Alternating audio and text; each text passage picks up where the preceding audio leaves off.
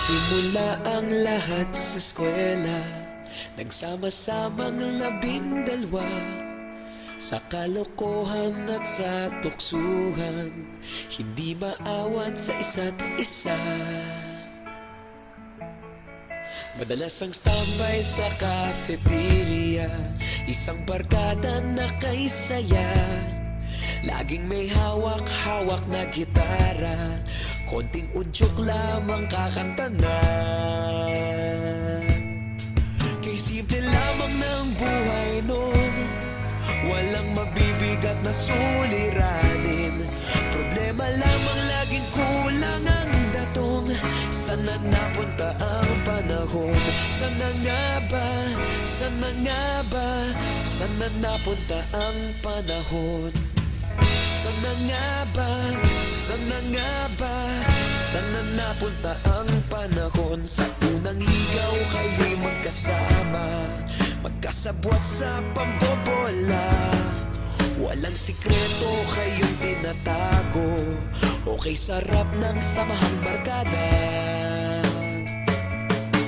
Nagkawatakan na sa kolehiyo, kanya-kanya na ang lakaran.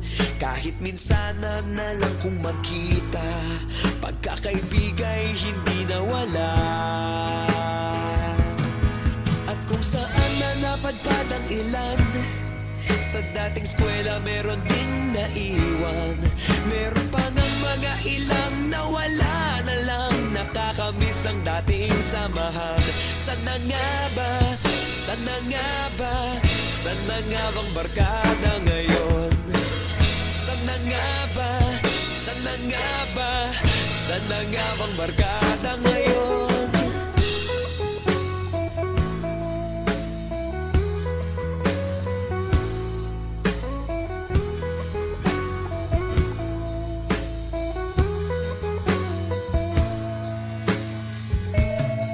Ilang taon din ang nakalipas, wala pa sa aming tatay na nagsusumikap upang yumaman at guminhawang kinabukasan.